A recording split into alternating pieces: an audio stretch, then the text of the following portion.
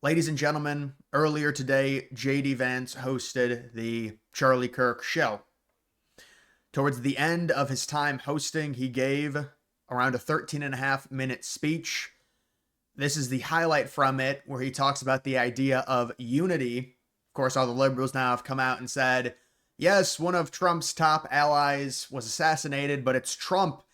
It's his job to push for this kind of both sides argument of political violence. And we've got two different things I want to dispel and dispatch of in terms of these liberal arguments that have kind of come out of this.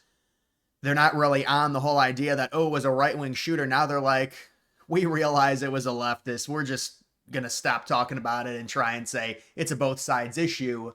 When you look at the top, it's not even close in terms of the people under this political violence threat. Not even close. Trump and Kirk, compared to who are the top Democrats that have faced it, not even remotely close. So I'll tell people how to dispel that pathetic argument. But take a look at this. This is JD Vance. No unity with these people. And this is the very powerful speech. And this is when you look at this way the speech is done and how it's formatted, when you repeat the same verbiage, there's an impact within the speech that's pretty significant. So I like the way he does this speech in terms of repeating the same thing over and over again. It's kind of a reinforcement of impact within the words that he's saying. And I think it was well done. And Vance is very articulate. And people say, well, Vance is just doing this. It's self-serving. Well, it's very important. You have to say something. Vance is the VP. Vance, I'm sure, has had conversations with Kirk before. And people say, well, Vance wants to run in 2028. Well, Vance was told to do this. And let's just see what Vance has to say here. There is no unity with people who scream at children over their parents' politics. There is no unity with someone who lies about what Charlie Kirk said in order to excuse his murder. There is no unity with someone who harasses an innocent family the day after the father of that family lost a dear friend. There is no unity with the people who celebrate Charlie Kirk's assassination. And there is no unity with the people who fund these articles, who pay the salaries of these terrorist sympathizers, who argue that Charlie Kirk, a loving husband and father, deserved a shot to the neck because he spoke words with which they disagree. Did you know that the George Soros Open Society Foundation and the Ford Foundation, the groups who funded that disgusting article justifying Charlie's death, do you know they benefit from generous tax treatment? They are literally subsidized by you and me, the American taxpayer. And how do they reward us? By setting fire to the house built by the American family over 250 years. I am desperate for our country to be united in condemnation of the actions and the ideas that killed my friend. I want it so badly that I will tell you a difficult truth. We can only have it with people who acknowledge that political violence is unacceptable, and when we work to dismantle the institutions that promote violence and terrorism in our own country. So that's Vance, and it was part of a longer monologue and speech in regards to Charlie Kirk and the hint there that they're going to go after Soros, and there's the idea of the racketeering charges, the RICO. That's what Trump has referenced before, and now Trump has come out and said, yeah, we're ready to label Antifa a terrorist organization, and Trump's like, I know with the strategy and with Bondi, they're talking about preferably a very large umbrella, meaning you can encompass a lot of these leftist areas, and the idea is to stomp out.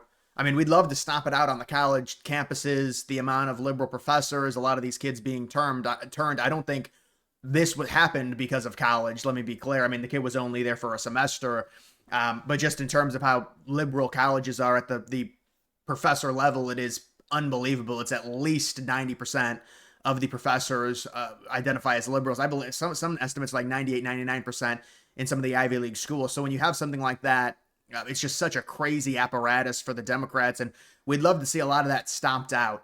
And when you talk about something like this with Robinson, you have to examine, you have to investigate the gateways and how big is this in terms of the areas in which he frequented online.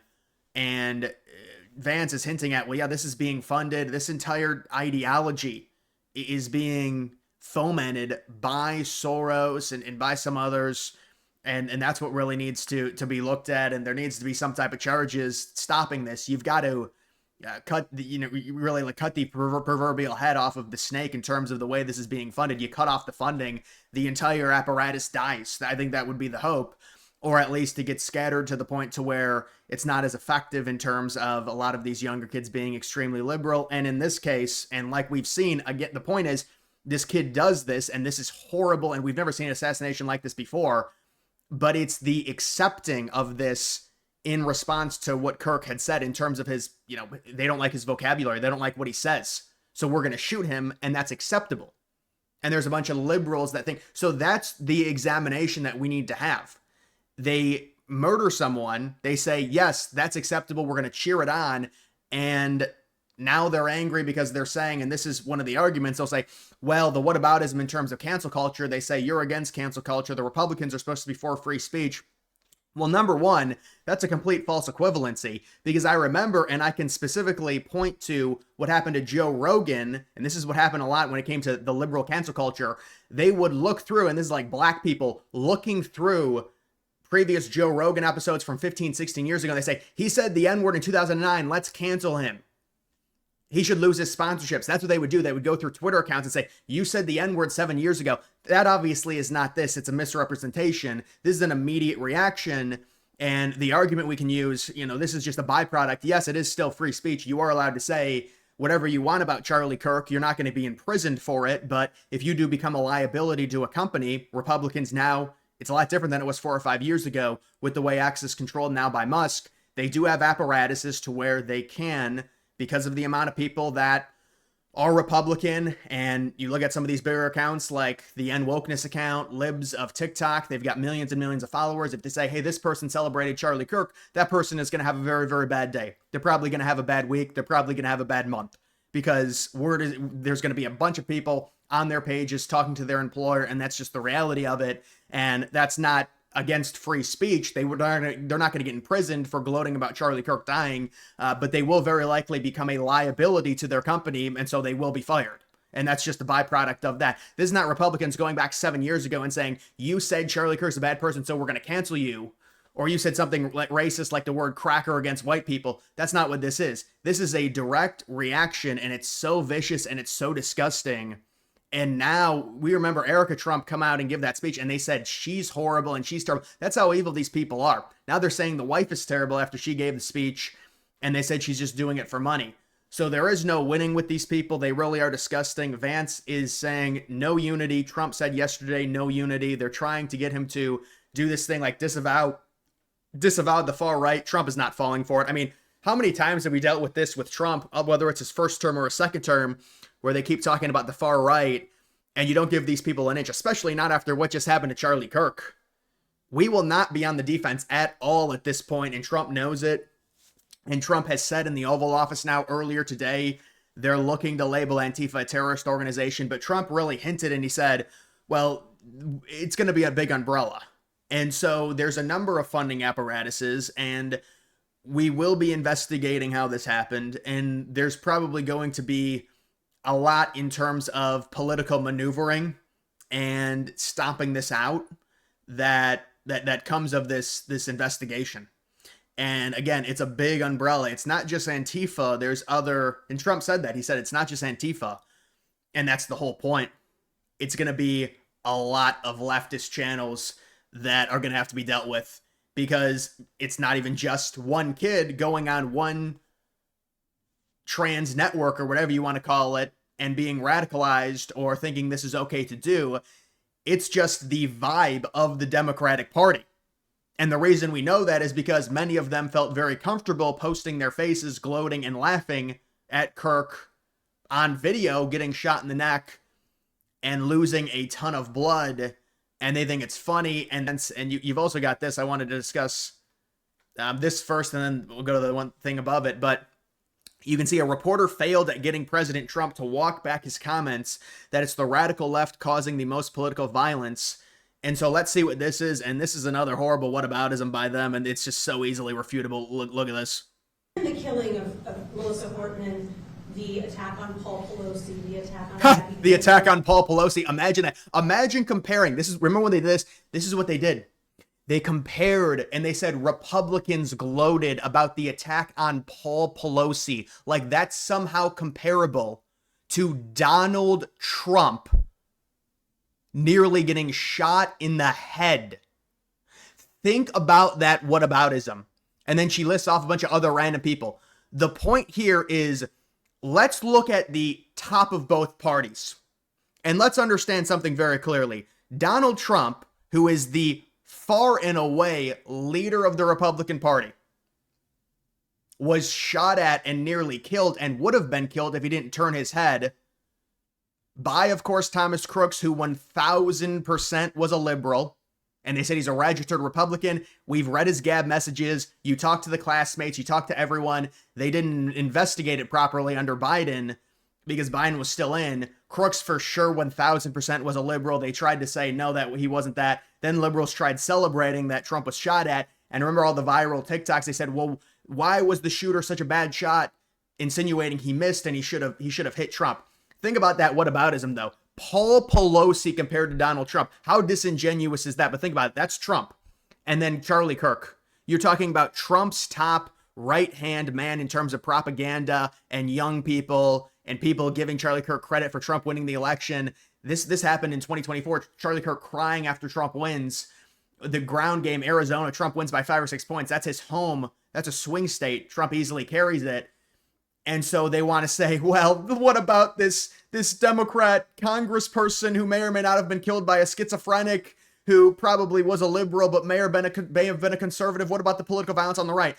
Two of the most important Republican figures have been shot at. They've had rifles aimed at their faces within the past 2 years. One of them barely moved his head and survived. The other one was assassinated. Where is the liberal equivalent of that? And I don't want there to be, obviously, but I'm just saying that is such a disingenuous false equivalency to say that. Two of the most important people within the Republican Party have both been shot at, with one dying.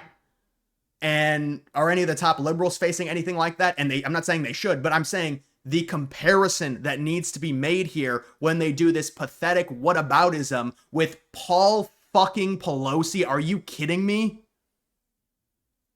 And Melissa Portman.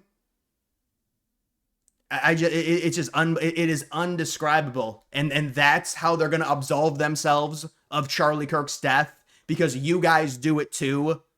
Like Trump and Kirk, two of the most important people of this movement, is comparable to what the liberals are facing with political violence, because this is their entire charade. They say the right wing is so radical and so disgusting. Completely disingenuous. There's not even close to a comparison. Where the liberals obviously should not be facing any type of gunfire, but these Republicans, the top Republicans, are facing and have faced within the last 2 years literal gunfire. Like, this is real stuff.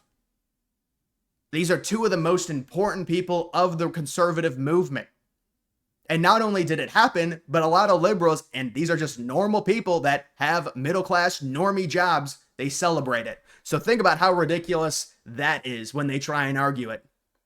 And then you've got this Ilhan Omar, who shouldn't even be in the country, saying this was 3 hours ago, to those claiming they're for free speech while punishing and silencing those for exercising that right, you're not pro-free speech. And then, of course, they're doing the whataboutism, saying, now you can't cancel. We canceled you for stuff you said 15 years ago. You said the N-word 15 years ago, so you should be fired from your job. Like it's the same thing as gloating about Charlie Kirk dying. Completely disingenuous false equivalency. That's what it is. Disingenuous false equivalency. And here it is. Does the First Amendment protect you from free speech? Yes. Does it protect you from being shamed or shunned by others? No.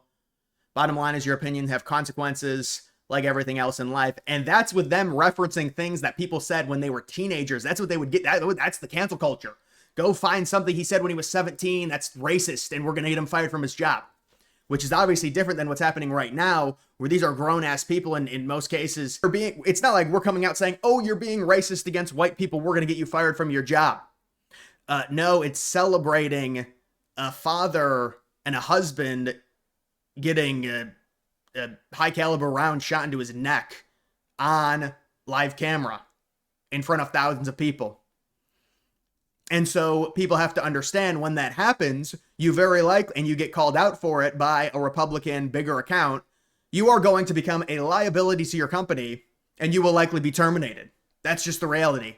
You still have free speech. You can still say it. You're not going to be imprisoned, but that is the dynamic in terms of that. So these are the two things we're seeing with liberals in terms of these arguments. The one is completely disingenuous, saying the what about all these other people on the left that barely anyone knows.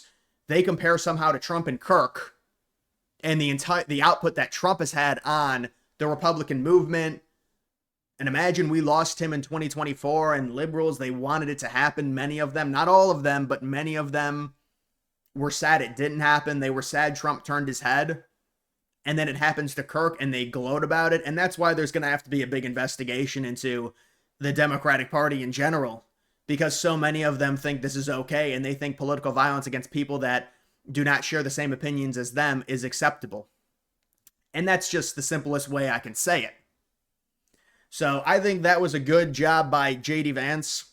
He came out with this, and he could have continued the whole, when you're talking like that, the no unity, these people also desecrated the vigils that were put out for Kirk. And they were very disrespectful, and they were stomping on all the flowers and all the candles and everything, and it was terrible.